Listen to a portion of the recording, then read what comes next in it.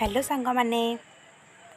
मु तुम मानक कि नहीं आसी आम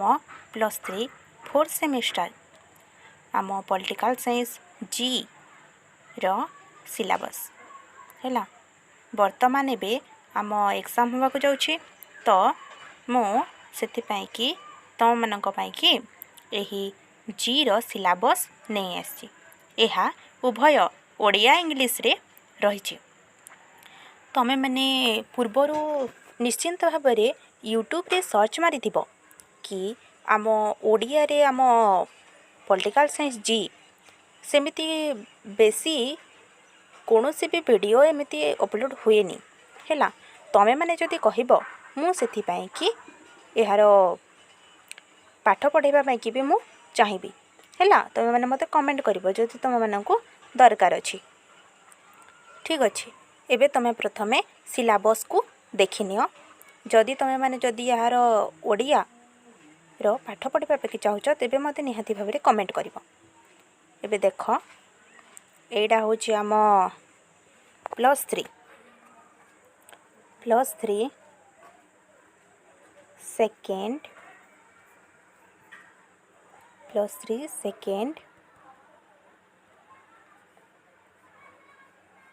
year +3 second year 4th semester है 4th सेमिस्टर रो कौन ना कि आमर पॉलिटिकल साइंस है पॉलिटिकल साइंस जीई 4 एटा बहुत कम एमिति वीडियो बहुत कम आमर जो अच्छी +3 रो 4th सेमिस्टर 3rd सेमिस्टर ये दुईटी वीडियो जी पॉलिटिकल साइंस वीडियो ओडिया बहुत कम परिमाण रे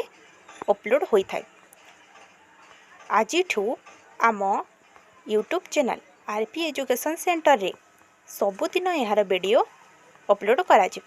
तो तमें माने यार वीडियो को निश्चिंत भाव में देखिब देख यह हूँ सिलेबस यह हूँ इंग्लिश सिलेबस यह तुम मैंने स्क्रीनशॉट मारी पार बा निज नोट को लिखिपार ओके देख ल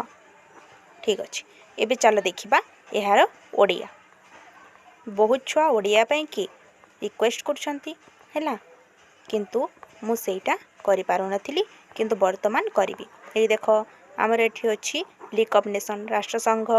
मिलित जाति संघ हैला आमे माने यहाँ को सबू आलोचना करिबा मिलित जाति संघर संस्था समूह पुणे देखिबा मिलित जाति संघ और शांति सहस्राध विकास लक्ष्य प्रमुख विश्व विवाद है मिलित जाति संघ और मानविक अधिकार मिलित जाति संघर संस्कार यही रहा आमर कौन ओडिया सिलेबस एवं इंग्लिश सिलेबस तमें मैंने मत निहाती कमेंट कर भूलबनी एवं एमिति ये आम जी यह हूँ भेरी भेरी इम्पोर्टेंट आम तुमको बारंबार कहूँ एमिति आम सिलेबस बा आम जी पॉलिटिकल साइंस आम यूट्यूब रे